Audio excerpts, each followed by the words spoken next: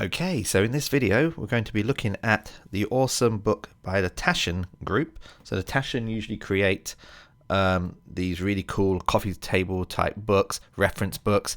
They're just really awesome books. And this one is called NASA The Archives. So let's take a little look inside.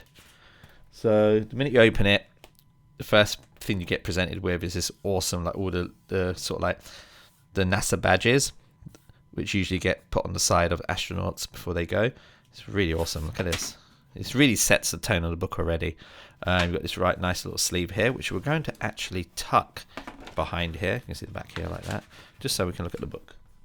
Okay, so this is awesome. Like, these should be stickers. I'll have these as stickers. Okay, so let's have a look.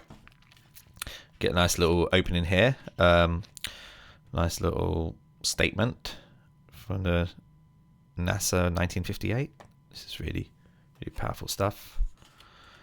Beautiful imagery here. Contents. There's going to be a lot of stuff here. This is awesome.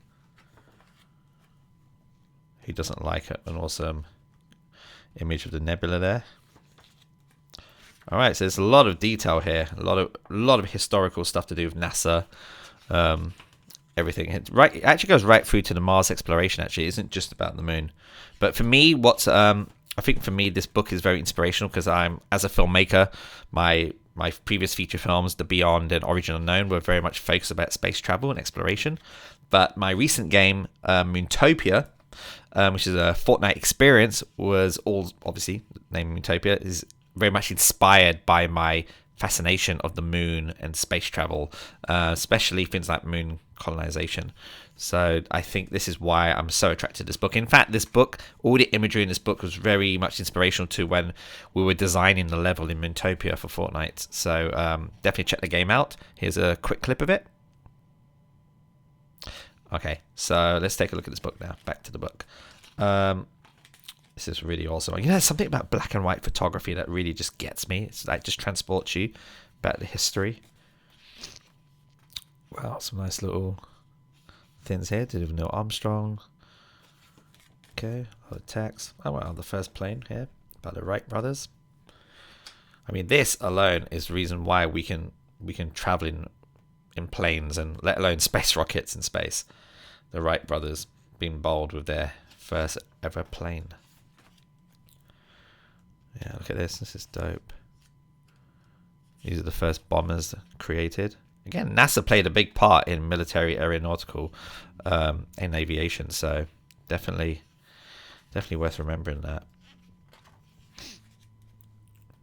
Yeah, more military planes.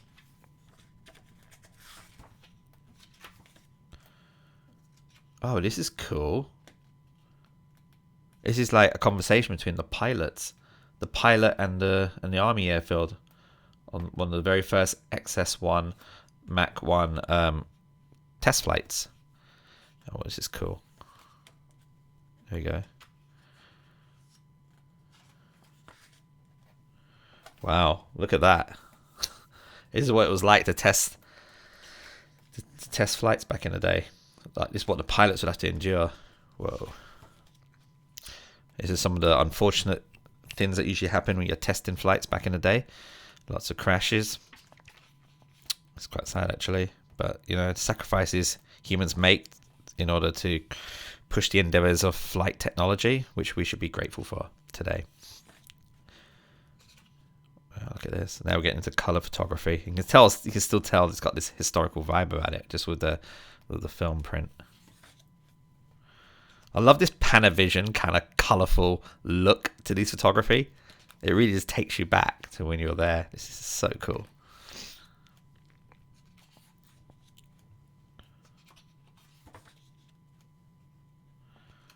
Wow, the first ever rocket test. Wow. We start small, eh? Wow. What is this?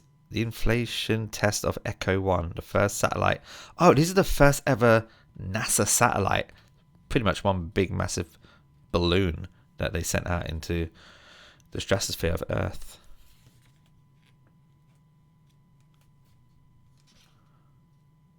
Oh, look at this. This is Sputnik. This is the first ever satellite to be launched into space by the Russians.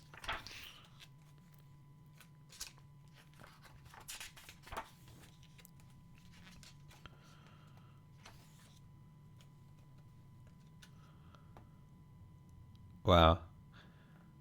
The women back in NASA, like, they never really got all of the recognition they should have. You know, they made a movie called Hidden Figures, which you should definitely check out, which really focuses on the amazing women behind NASA's computers and research labs. It's amazing. Yeah. The missile crisis.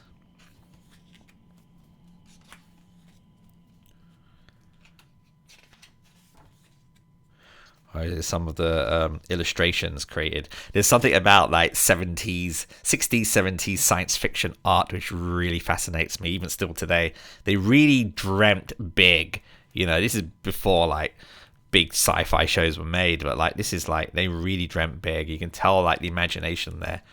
It still amazes me, like the artwork back then, like the vision they had of space travel.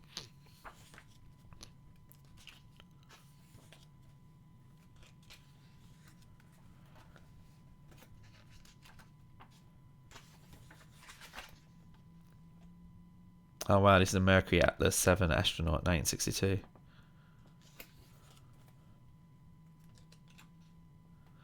Oh, this is training, I guess. This is how we would train astronauts for the conditions on the moon.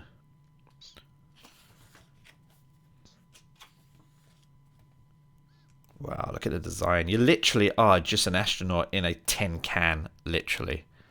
Is that a turkey base? Wow. Oh, this was the original. Originally, the idea was to strap a pig into the Mercury capsule to launch. So this was the design for it. Wow. This is news to me. Then they eventually put a human astronaut in there. I wonder what happened to the pig. Wow. First ever monkey in the space.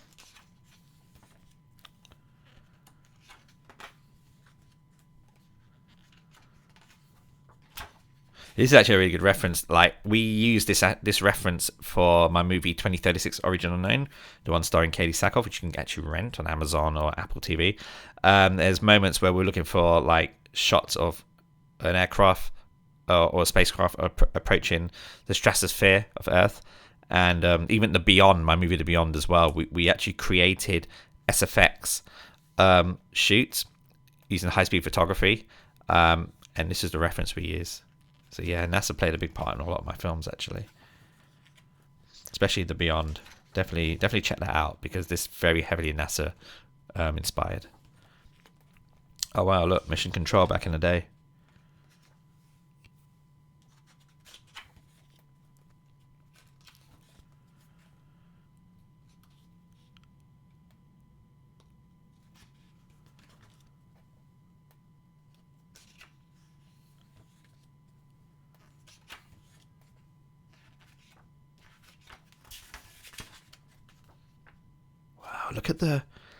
Look how tight and claustrophobic it is to be in there back in the day.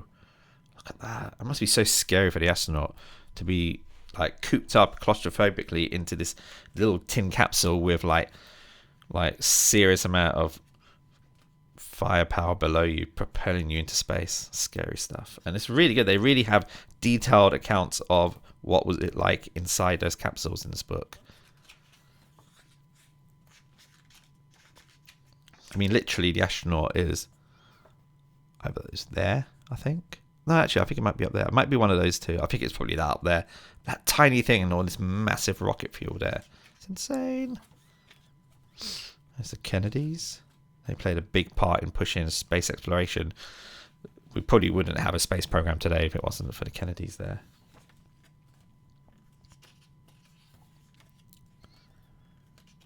Oh, this is, I find this stuff fascinating. You can get this on the NASA site as well, but like this is actual transmission recordings, you know, actual recording transmissions, like, you know, transcriptions of what it was like between the astronauts and NASA control.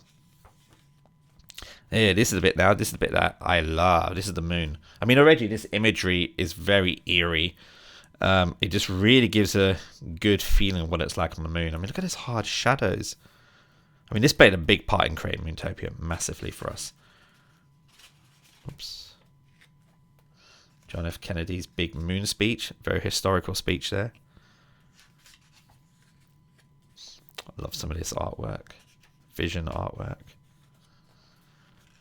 So this whole section covers the build up to the moon, I guess.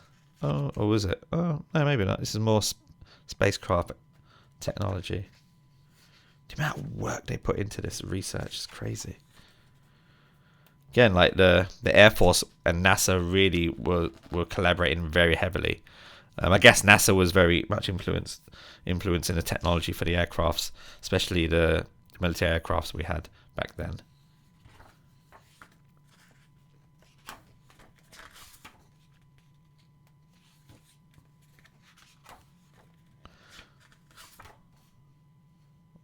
More astronaut testing. Oh, this is like zero G training up in, again, like really high in the sky until the gravity starts to get reduced. Yeah, this is cool. I would love to have done that. That's awesome. Boys hanging out. Yeah, this just freaks me out. What does that say? We were... Oh, that's interesting. Check this out. Wow. God, if you're claustrophobic, better not be doing this back in the day. Wow.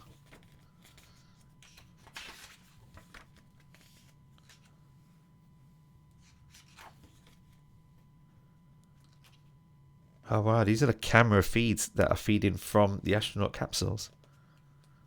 Black and white, of course. More transcripts of the radio transmissions. That alone could just be like a radio play or something, or just a podcast. Just listen to that. Again, I think you can get all these transcripts and also the recordings directly from the NASA site as well. Oh wow, look at the early photographs. This must be one of the first photographs taken from above Earth. This is amazing. Look at the tethered cables. Oh yeah, look, they figured it out up there on the board. Well, I love these super wide lens photography. You can see the distortion. It's brilliant. This is fascinating. Just this alone, like this image. I mean, look how clean it looks. There's like literally, because there's no atmosphere, there isn't like dirt or fog or anything. It's crystal crisp clean. It's fascinating. This is just awesome. It almost feels kind of like too perfect, these photographs, if you know, because we're so used to watching movies with motion blur and grain and camera moving around, and whereas when you look at these early still photographs, I mean, this is a photograph from 1965 or something. Wow, look how crystal clear. It almost looks like a model miniature shoot, because you got the harsh sunlight, which is pretty much the only thing that's lighting this spacecraft, and then obviously you got the Earth atmosphere at the bottom, the stratosphere. But this just looks amazing. Wow. The first ever selfie, I guess, right? Oh, this is awesome. A selfie in space. This is when they're re-entry, where he's crash landing on the ocean.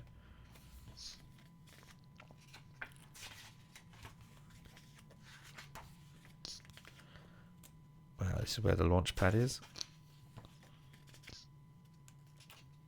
Keep it simple. Look at that.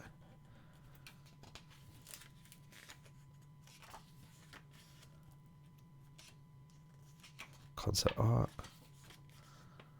Oh boy, it's stuff that freaks me out. It's like the very first early test landing, sort of like re-entry. So, you know, I'm hoping this was a test and no one was in that, but look at this. It's insane. Imagine the speed that this thing's trying to land.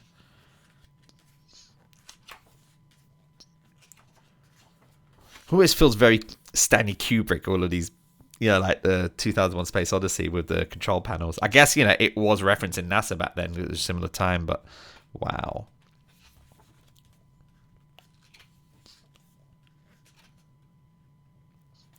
Oh, this is where they do the zero-G testing, where they put an astronaut in there and it'll spin them super fast.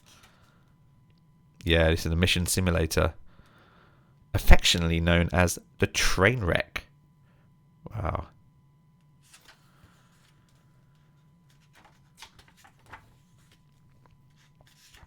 Guess there's more training here as well. This is them testing for the lunar landing. I guess all the conspiracy theorists out there could say, oh, there's proof they faked the moon landing. Look, it was all a stage. This is actually for training. This is cool.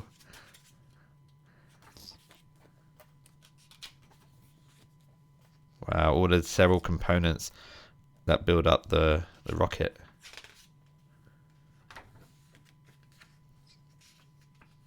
Look at that. Look how that's amazing photography. Look how high this thing is. Whoa. Beautiful. I don't know about you guys, but this is just very emotional if you think about it. Like, imagine what's going on in his mind right now as he looks out of his tiny capsule and he sees like the horizon of Earth as we're going to nighttime. I mean, that must evoke all kinds of emotion when you're up there. Wow. This is amazing. I have this image, by the way, on my phone. Whenever I look at this image, it just reminds me of how small we are. You know, I mean, this is a picture from the moon, from the lunar landscape, looking back at Earth. That's home right there. That's how far the moon is. I mean, sometimes we need images like that to remind us that, you know, we're tiny when you compare the universe or the galaxy in general. And, you know, that's our home right there, man. And yet there's people fighting and having wars about certain territories. And if you look at it, we're just that tiny little planet. Makes you think, eh? This is beautiful. Wow. I just notice how blue it is. And again, this is like 1960s, 70s photography right there. But there's something about that Technicolor film look, right? That just looks so... It looks so cinematic. It's beautiful. I'd love to shoot a movie that just looks just like that. It's amazing. There's the lunar module right there. Approaching the moon. Yeah, when we were building the Moontopia game, we referenced a lot of like illustrations as well as actual NASA photography. This is beautiful. I love these illustrations. They're great. They really like were visionaries, man, thinking about space exploration back then and where it would take us. This is amazing. Look at that. Who's this? Oh, it's another important woman in NASA. Margaret Hamilton. There we go. And her team at MIT. So these, I mean, that essentially is the computer. All of this paperwork, all of these reams of paper and data. Wow, we have it so easy today with ChatGPT and stuff and calculators.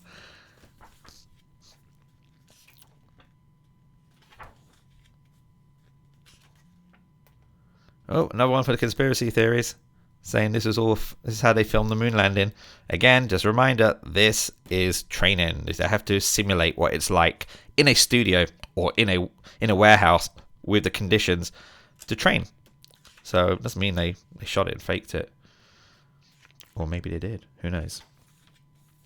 It's testing the rover on like harsh conditions on Earth. So much training. It makes so much sense too. You kind of want to get it right down to the T to be perfect for sending humans up in space on a massive rocket fuel. Look at that. This is crazy.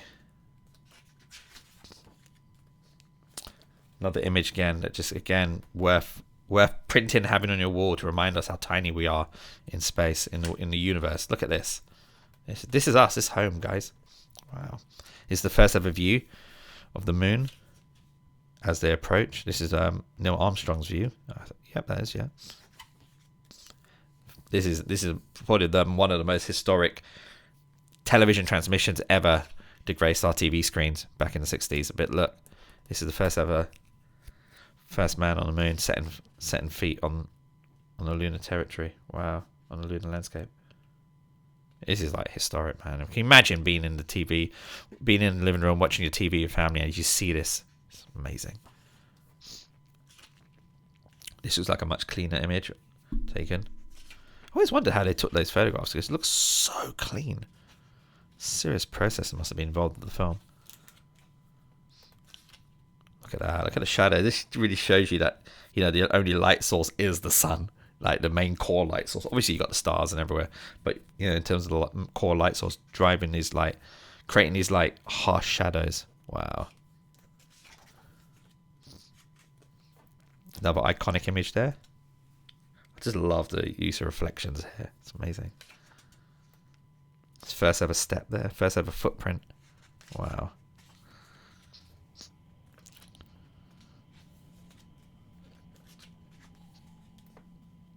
It's our beautiful planet here.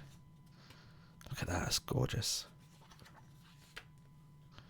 This is all the references we use whenever we're making our science fiction films, especially the Beyond, which you can rent from Prime and Apple TV. The fact that I remember looking at all these images and trying to recreate them in cinematic language, and we just end up just using NASA photography because we're like, why recreate it when they have it, they've done it already for us. So we use a lot of NASA photography, and it's available for free to use, which is amazing. But yeah, this is massively inspirational as well as material for the film.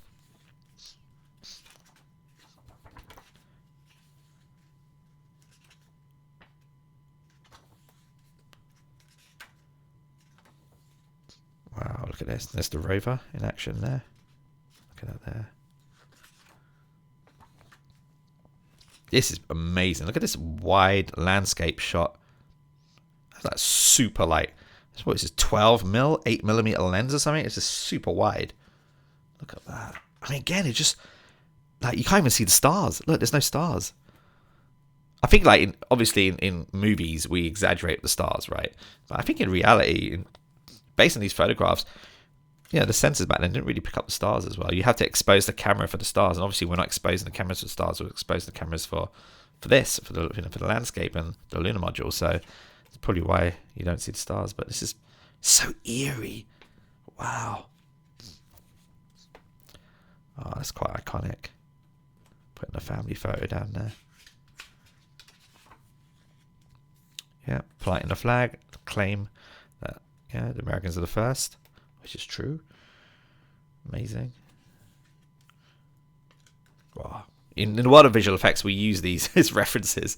This is a very good reference of visual effects. Oh, just the landing. God, it almost looks like tin foil, doesn't it? But that's actually the ocean. Amazing. There you go. Beautiful.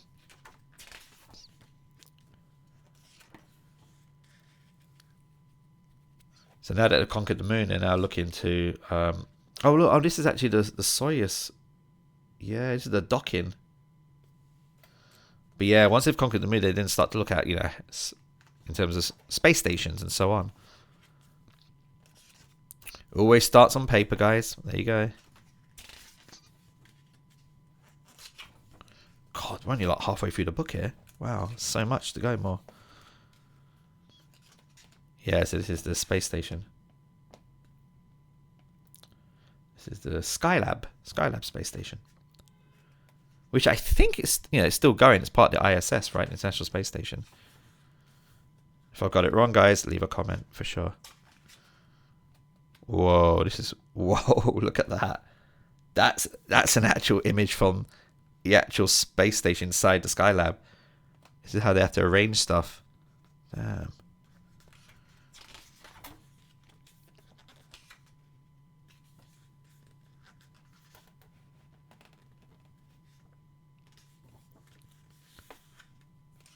That's a really cool shot. I swear these astronauts like really artistic when they were taking these shots. Like, this is stuff that I would think of when I'm shooting, trying to find a really good frame in my films, or even in the game cinematics I do. I try to find stuff where, you know, we have a foreground, we have some very interesting structures. I mean, this is like filmmaking in space, but shot by these astronauts. It's amazing. This is a great reference. Ooh, this looks good. Of course, Arthur C. Clarke had to have some. Got to have a mention of him. He played a big part in helping the vision of space travel with 2001: A Space Odyssey, one of my favorite films. I can't believe that film was made in 1968. That's insane. Yeah, I love some lovely 60s artwork here, late 60s artwork.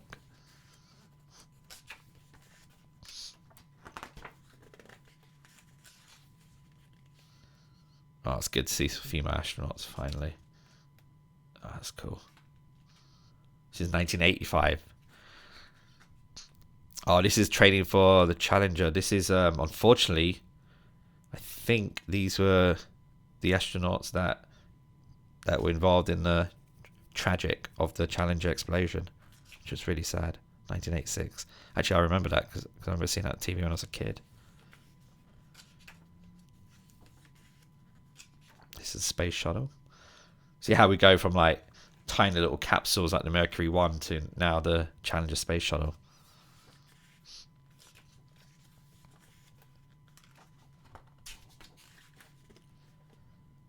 Wow, look at that. I mean, when we were doing the visual effects shots for my movie, I ended up using footage. We just rotoscoped the spaceship and put our CG spaceship there, and then all of this we just use as it was, because like there's no way we'd be able to simulate that in CGI, especially for an independent film. So thank you, NASA, for this great video footage, but also look at this beautiful imagery. It just really shows the scale, bravado of sending people up into space. It's an event. That is an event for humanity. Wow, look at this. More transmissions. Yeah, this was the shocking transmission during the 1986 Challenger explosion, which unfortunately killed all the astronauts. So it's a very big tragic moment for humanity in general. So yeah, it's really sad. There it is. That's the shocking. I remember seeing this when I was a kid. Man, I still remember when I was a kid. Like, damn, seeing that. I couldn't quite understand what had happened. But people who were in there, they died. More inspirational footage here, images. Look at that. That's just like, that's one of the portholes. Someone just taking a peek out of the Skylab. Crazy. Okay, that's a really good shot if you think about it. The astronaut who took that must have timed it really well.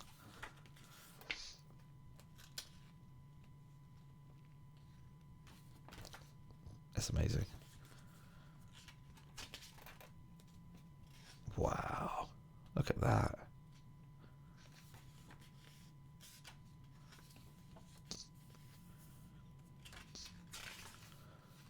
Wow, this is the first untethered spaceflight or spacewalk.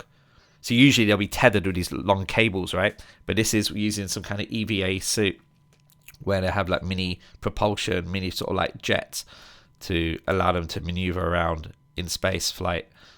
Or spacewalk without tethered, man. And I have a lot of guts to do that, because when you're tethered, there's a sense of security, right? Whereas here, wow. Columbia shuttle, mission control. This must be training. Yeah, I think this is training. Yeah, it's definitely training. Huh, very early virtual production there, guys. Look at that. Obviously, it's front projection. More designs, concept work. Wow, look at that. Oh, this is the first African-American woman launched into space. This is Mae Jemison. Wow. So right there.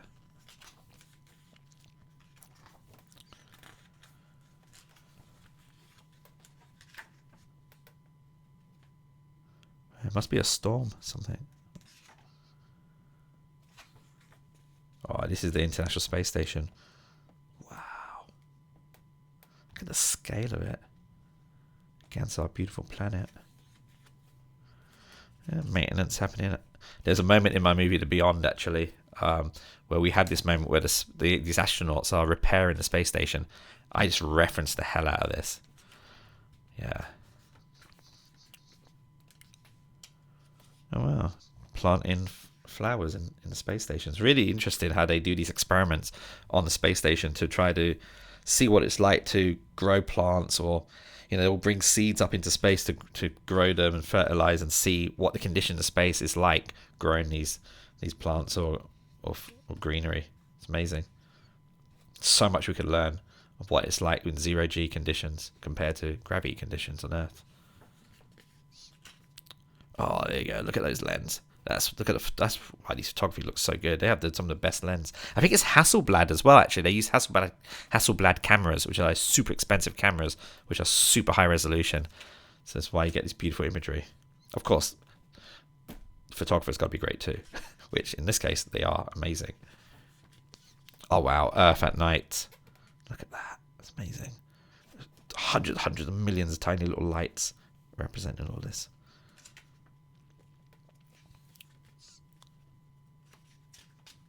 Yeah, I wonder what's going on in his head right now as he's looking. Docking of the Discovery shuttle.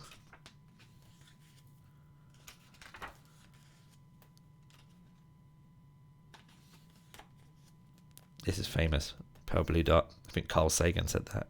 And essentially that is our planet in a nutshell. It's a pale blue dot in space. The sun. Our star.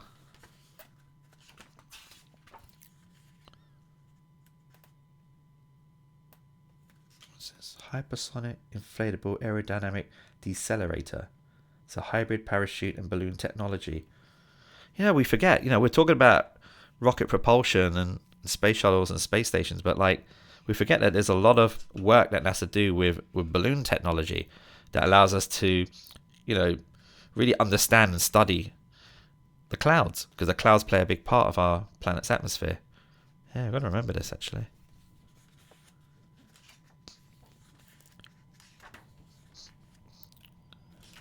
Photography of the sun. Moon. Oh, this must be the very first photo acquired for Venus. This is the planet Venus. Wow.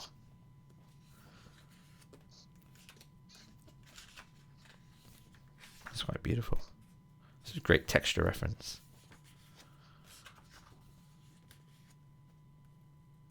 What's this? Oh, wow. Is this a spacesuit? Oh no, this is an autonomous robot. Oh wow, this is sending robots in space. This is like the early test they were doing. This was actually delivered on the International Space Station 2011. Not so far ago. Wow.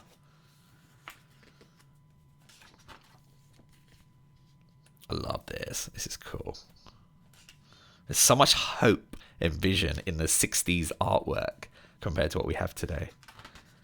It's all hand-drawn as well. None of this mid-journey crap. Proper artwork. This is proper artwork with visionary imagination. That is a good reference, my friends. There's Carl Sagan, the legend.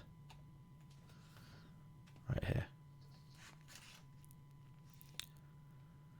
That's a really good quote.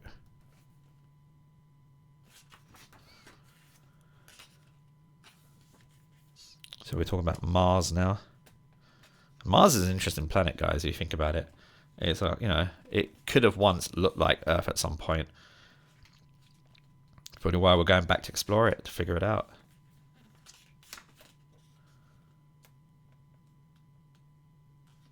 Oh, wow. These are all the photographs. Like a mosaic. So they take all these photographs using the satellites, and then they have to stitch it together to make one big massive photograph, or essentially one big image of what the landscape would be like. Wow, that's painstaking work. Right there. There you go. That's what it will look like. It will overlap to stitch. Wow. I think today they use a computer program to stitch all this, but back then it was all done by hand. Crunch time, someone's sleeping. Kind of reminds me of bad visual effects companies practice right there. Just a JPR.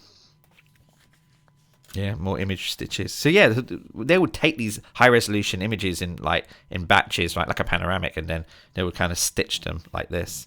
They had so that woman that you saw there, that amazing woman, she had to find the stitch point in order to make it all seamlessly look as one.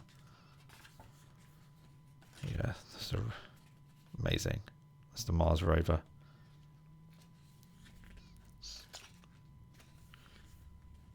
Wow. This is actual photography? Yeah, it is, because look, it's all stitched. That's insane. There's so much beauty and wonder out there. And that's just rocks and soil. It just looks so beautiful at a certain distance. Look at that. Wow. That's the thing, is Mars doesn't really have an atmosphere, right? It's a very, very thin atmosphere compared to Earth. More visionary artwork.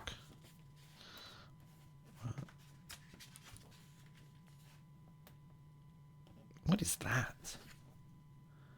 The all-terrain hex-legged extraterrestrial explorer, known as Athlete, can walk over rough or steep terrain. Oh, something out of War of the Worlds. It's insane. Look at that.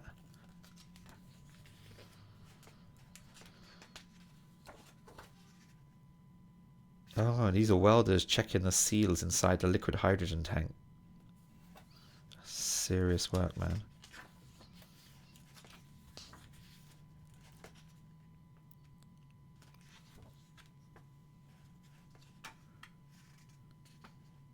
This is, I don't know if you guys know about that, but Carl Sagan, obviously him and his team sent out the Voyager space probe, and on there was a golden disc, and on the golden disc was one of the many things, including this scribe here, which is basically if intelligent life out there finds this disc, or somehow comes in contact with the Voyager probe, they'll be able to understand how far we are in the universe, what humans look like, and how far we are. This is our solar system down here. This is very emotional, and this again was a big reference in my movie The Beyond. But this is, wow. This is just emotional. This is amazing. Definitely worth reading all this stuff here. Yeah, this is the Voyager probe they sent out, and they attach a big disc. There's a disc there they're attaching. This record disc, basically. It's gold vinyl disc. There it is. There's a golden disc. And on there, you got... So I think there's instructions, like whoever finds it, well, it's an instruction how to play the audio, which is like, I think it's like hundreds of different languages saying hello, we're from Earth. They have various music. Here it is. Yeah, this is the list of the sounds: chimpanzee sound, wild dog, trains, basically all the things that make up the elements of our planet, that describes our planet. It's amazing the choice they chose, like mud pots, volcanoes, a wild dog, footstep, heartbeat, horse and cart. Wow. So any intelligent life who makes contact and somehow figures out how to use this disc will be able to understand what Earth is like. And who knows, they probably find it millions of years later. Who knows, Earth may not be the same as it is today. So they'll probably get this information later, and to them that'll be history. Wow. It's worth thinking about that, guys. Jupiter. Yeah, look at that. Photography of Jupiter. God, I really thought this book was going to be just about the moon, or like sending probes or spacecrafts to the moon. But this is covering everything to do with NASA, which is amazing. This is Saturn. This is from the Cassini spacecraft, which takes these amazing photographs. Wow, look at this. This is the ring made out of like trillions of tiny debris. Aerial views of Titan. Oh, this is the actual photography views of the actual one of the moons. This is Neptune.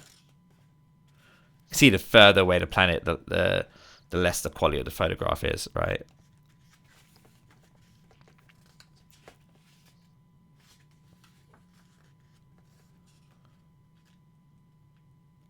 Wow.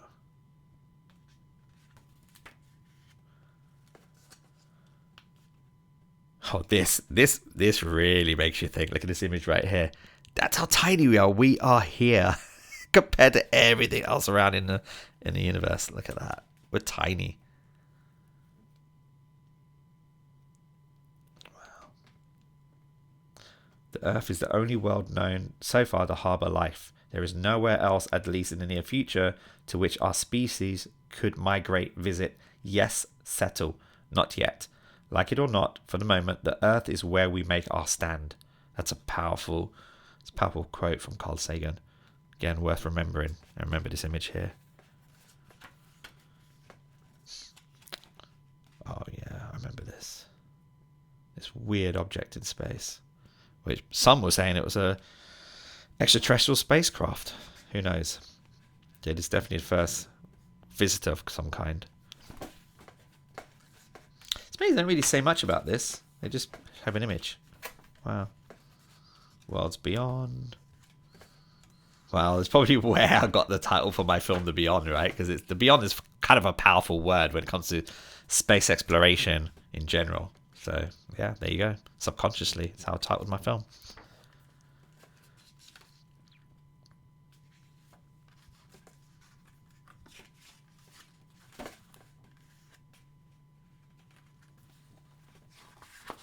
Oops, skip some pages here. Ooh, beautiful imagery. Just so you know, the images are not just taken like that. There's several layers of photos they take, and then this is what you call a composite. So they take all the images that they take. So usually the image will be like, probably not even that. They're like I think there's like 20 or 30 or maybe it's more layers of different filters they take on the lens, and then when they combine it, you get this imagery like this, which is still fascinating. Yeah, this is stitched together to show. This is the Hubble Ultra Deep Field image. Shows 10,000 galaxies right there. Wow. And inside those galaxies could be several solar systems. And inside those several solar systems could be planets. And maybe just one of those planets could harbor life. Makes you think, eh? Or nebula photography.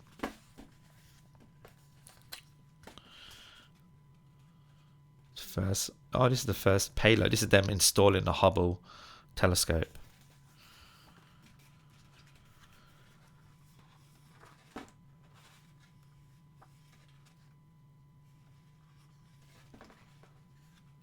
Something about the final frontier. Lots of text. Another iconic image from the Apollo 15 pilot James Irwin. Get more text here. Yeah, and this is very prominent to end with this beautiful image of our home planet, Earth. It's definitely worth soaking this in for a moment. Just look at it and just think about what you call the blue marble. That's what our planet's usually referred to in NASA. It's beautiful. This is a great book, guys. I would advise anyone just go and grab that book, at any store that sells TASCHEN books. Again, I love all this. So yeah, this was the flip through for the NASA archives. So go find it, whether it's on Amazon or whatever bookshop. This is definitely, if you're into space travel or just into the wonderment of what's out there from our planet and the work that's usually required from NASA and that has been done and are continue to be done by NASA and the wonderful team there in order for space exploration to continue to thrive, this is a good book. Thank you.